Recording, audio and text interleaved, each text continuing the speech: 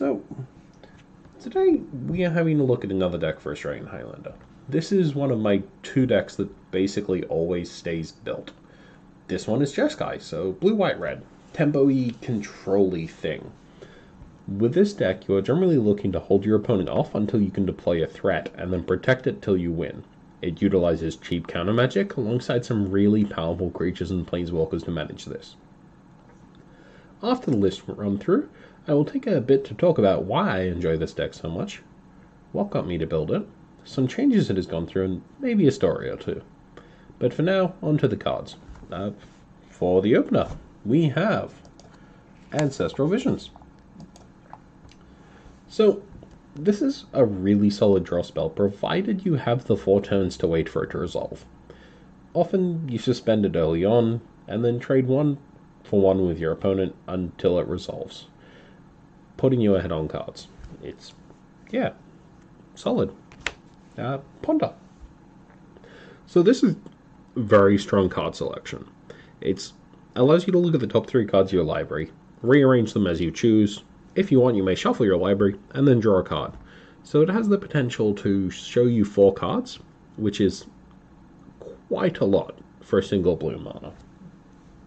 And it's Preordain. Not as good as Ponder, still very good. Scry 2 and draw a card. Very simple.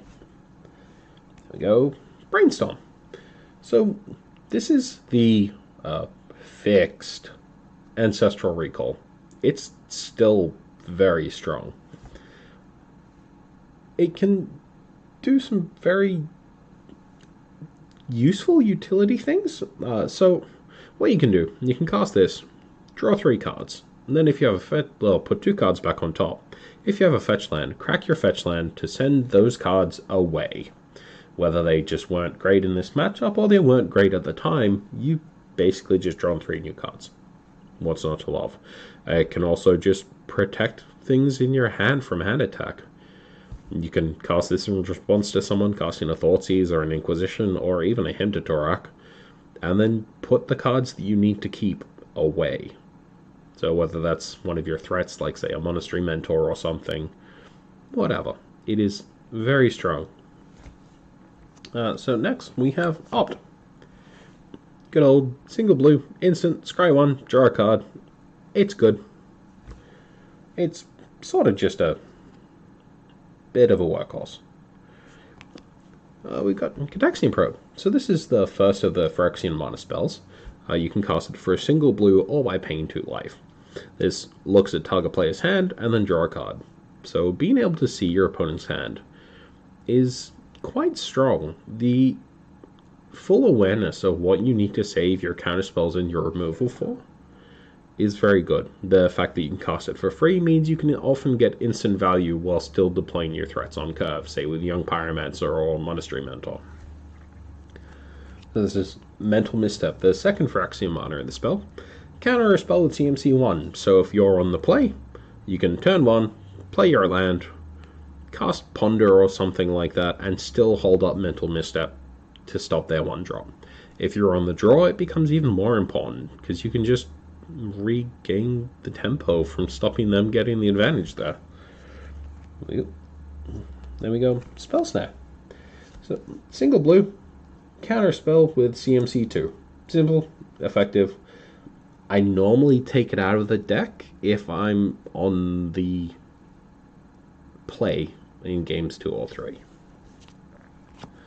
Force Spike. So, counter a thing unless they pay 1. It's useful early game. Normally pretty dead past turn 4, but sometimes it still gets them. Spell Pierce. Hits non-creature spells unless they pay 2. Just good at what it does, which is delay your opponent on being able to get a Planeswalker down. Lightning Bolt. It can kill a creature. It can kill a Planeswalker. It can kill your opponent. Card is good, which should surprise nobody. Solid Splashes. The strongest 1 mana removal spell printed. Make a thing go away. Jace, Friend's Prodigy. So, not much really to say about this dude. He loots, he can block and then flip after blocking to blank an attacker. He's fine as a creature. But On the other side, we have Jace, Telepath Unbound. So this is the reason he's in the deck. Jace can make creatures worse or give your spells the ability to be cast from the graveyard, which, because of how it's worded, means you can actually cast those spells for alternative costs, if they have one. So -3, target Gush. Cast Gush by bouncing 2 islands is very strong. The ultimate is a win con. Sort of everything you want from a Planeswalker.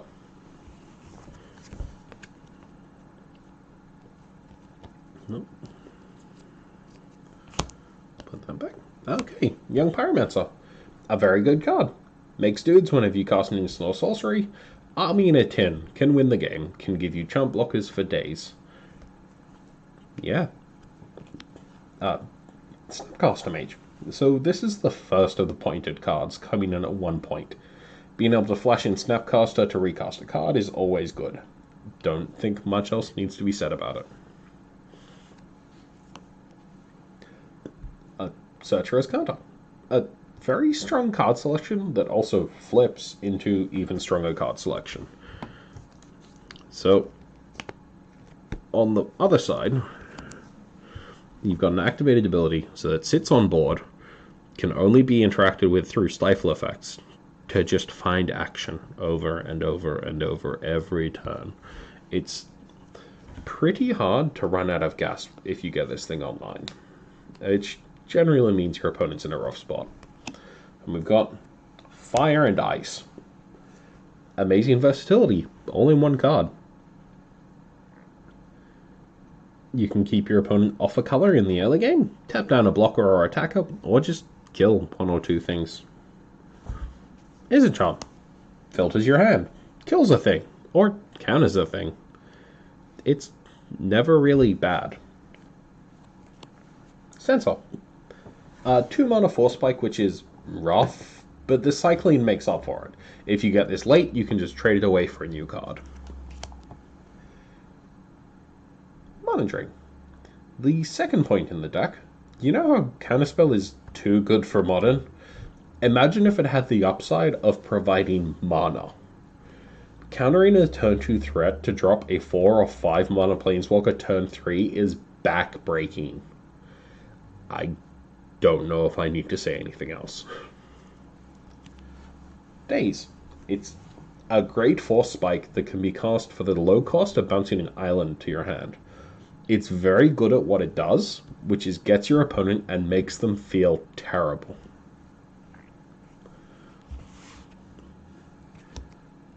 Remand. A temporary solution that replaces itself. Minor League. A stronger tax than Force Spike generally will just be a hard no. Mission Briefing. This is a complex card. It's not Snapcaster Mage. It is still very strong. It lets you cast cards from your graveyard for alternate costs, so Force of Will or Gush or Daze. Added benefit of card selection, this card is great. Monastery Mentor. If Young Pyromancer is an army in a tin, this is an entire armored division in the aforementioned tin. Wins games quickly if it sticks. Vendilion Clique. An evasive creature with flash that can trade very well, can kill your opponent, can attack their hand. Card is very good. True Name Nemesis. Point number 3. Busted card. Shouldn't have been printed. I don't know if there's much else I can say about this. Dakfaden. A 3 mana Planeswalker with amazing card filtering ability that can also just steal your opponent's GT. He's awesome. Electrolyze. Did you want value? How does killing 2 things and drawing a card sound? I know, right? This card got a slight buff with the change in Planeswalker damage redirection, now being able to target 2 Planeswalkers or a Planeswalker and a player. Jeskai Charm. Every time I cast this, it does something really strong. For some reason, it's still the first card I look at when I need to make a cut. Mentok, the Mind Taker. Point number 4. A 4-mana planeswalker that can brainstorm for free each turn. Bounces critters, acts as a win con. Yeah, card is very, very powerful. Cryptic Command. Always useful, whether it's counter draw, tap counter, bounce tap. You get the idea. Brutal Expulsion. This card feels amazing to resolve. Being able to delay uncounterable spells is great. The Devoid is surprisingly relevant in things like bouncing a creature equipped with a Sword of Fire and Ice. Honestly, a bit of a pet card, but I feel it's a valuable include. Teferi, Hero of Dominaria, Villain of Standard. Tapping out turn 5 to cast Teferi is often powerful enough to swing the advantage towards you. The plus ability to draw a card and then untap up to 2 lands gives you options to protect him, while the down-tick removal is more powerful than Jace's bounce ability. The ultimate should win you the game if you can get to it, though often just burying your opponent under card and mana advantage is enough. Mystic Confluence. It's like if they made Cryptic Command slightly worse and slightly better at the same time. It's easy to cast color-wise, but it's more expensive. It's not a hard counter, but it's basically a hard counter. It can't tap your opponent's creatures, but it can bounce 3 creatures. Yeah. Force of Will. 0.5 of 7. It's a free counter. Sucks that it's card disadvantage, but totally worth it. You can tap out, play a Throne on curve, hold up protection, or just, when your opponent thinks they're safe, still get them. Gosh, it's a 5-mana draw too, which is far more powerful than it has any right to be. The alternative cost of bouncing 2 islands is where the power of this card comes from. Being able to just refill your hand at instant speed for no mana cost is great. With Mentor, Gush becomes even more powerful.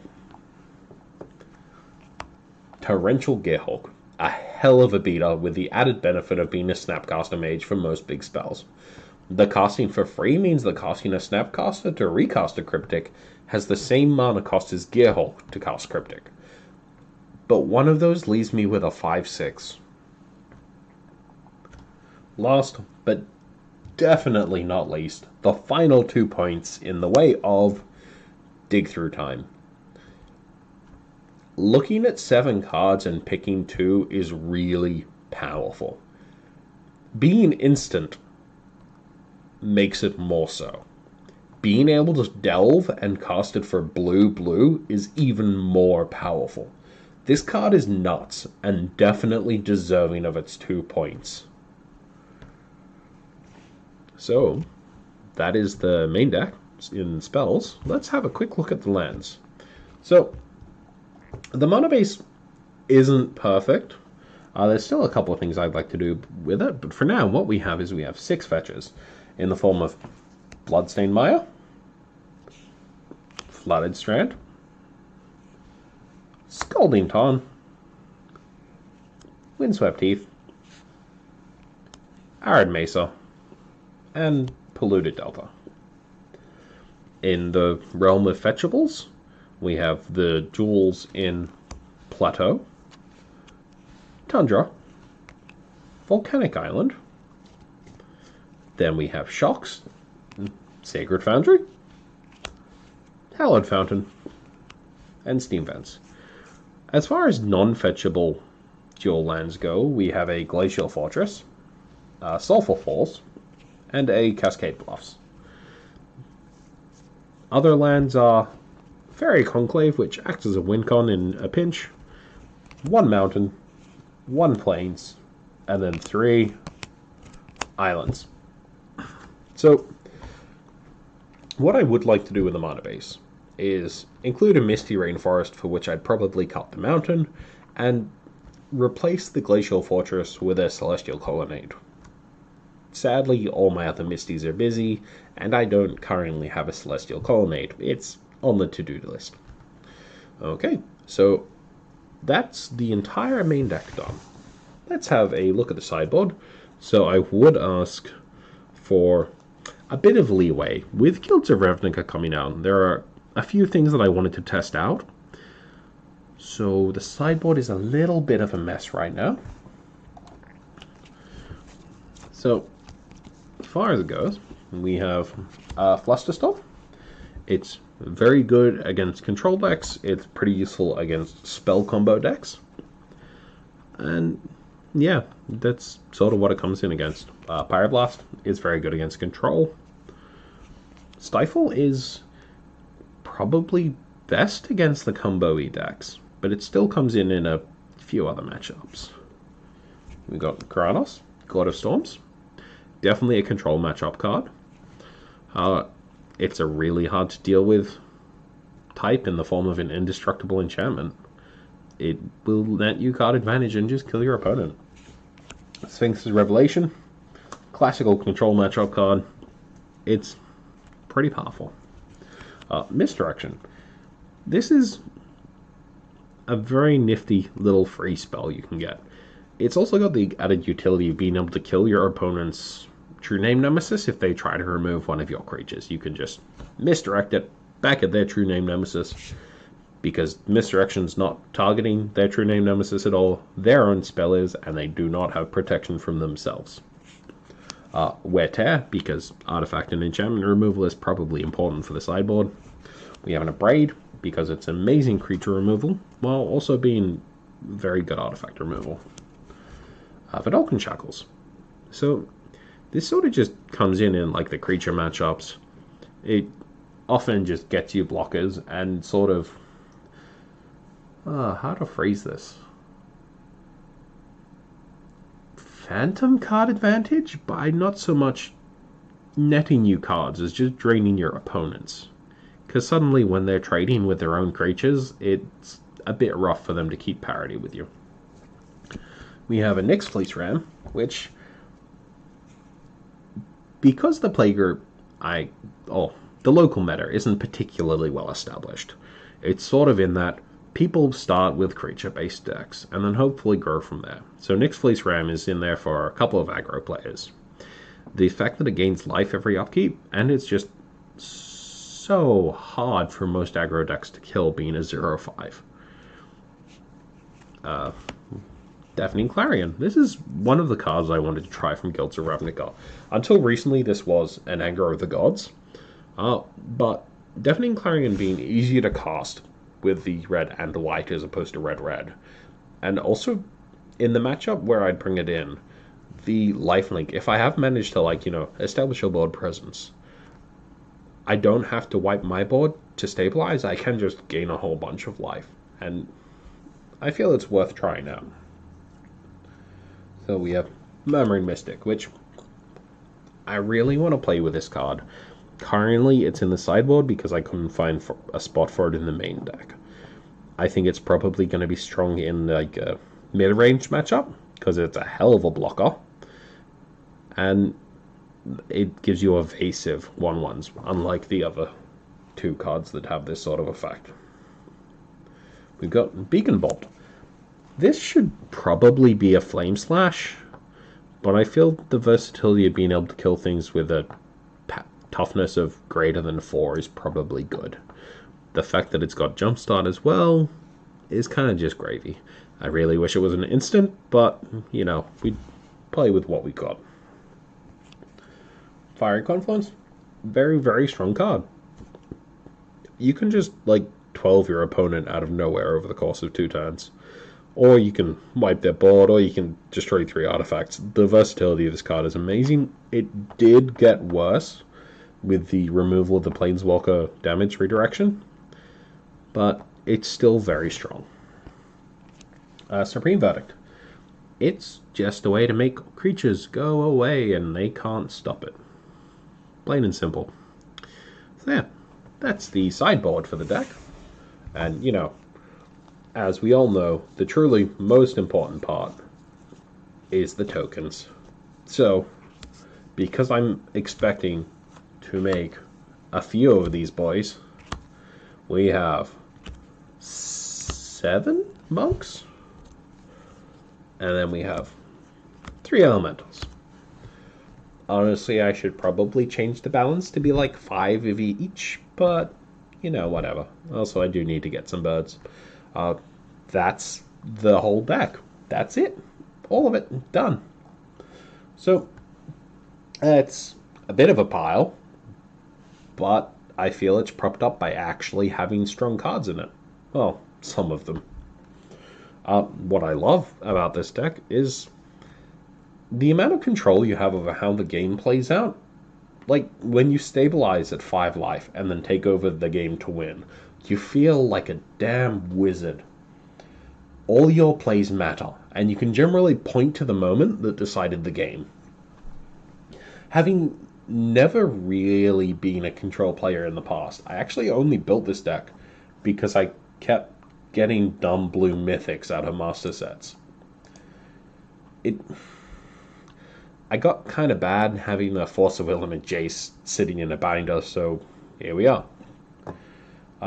Things that have been in this deck in the past were the blue-white Tigum from the Dragon Commander Precon deck.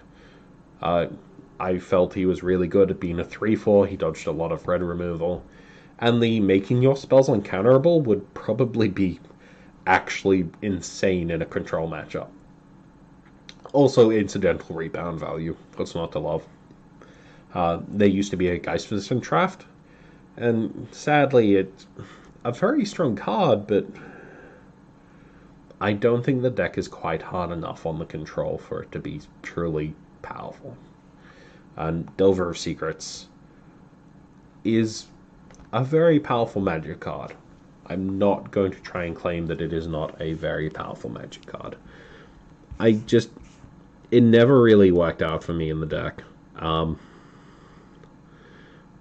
I think I'm a little bit too control-y and not quite tempo-y enough for it. But I don't know. So that's also sadly got the chop along the way. Some of the cooler things that have happened while playing this deck was I was in my upkeep. I had a Jace Fringe Prodigy on the battlefield and a Search for Escanta trigger on the stack. There's 4 cards in my graveyard. So I wanted to do all the things. So what I did was I floated 2 blue, tapping, I think it was like a Steam Vents of an island. And then I cast Gosh and bounced those lands to my hand, leaving the blue floating. So that had 5 cards in my graveyard. So then I activated Jace Fringe Prodigy to draw a card and discard a card. So then Jace transformed and I had 6 cards in my graveyard. I then had the Search for Escanta trigger resolve. Looked at the top card of my library and went, oh no, it's in my graveyard now. That put the 7 cards in there for that to transform. Then, using the blue that I had floating and 6 of the 7 cards from my graveyard, I cast Dig Through Time. And then I went to my draw step. That felt insane. And if you're not, you might be able to guess this, but I won that game. The other nifty thing is, just the other day, I had a really greedy keep of no lands, but I was on the draw and I kept a Gitaxian Probe, so I figured I had a chance. Thankfully, I got there. I actually managed to win that game, so that felt kind of silly. Yeah, occasionally I'm a bit too greedy. Well, I hope you enjoyed this video. I hope it's a little bit better than the last one. I appreciate the feedback from people. If you have any feedback about this one, please tell me. Honestly, it's great, because 2 things. It means you've watched it, which is amazing, and it also will hopefully let me do better at this. And I'd actually, I'm enjoying it, and that's really weird for me, because I never thought I'd be comfortable chucking myself out there creatively. Yeah, if you enjoyed it, give the channel a follow. If you think there's potential, give the channel a follow. If you'd like to see the deck in action, there is a replay from the other night in the videos you can find. It's like an hour and a half, and it's me and another person playing a bunch of decks against each other. One of them was this one.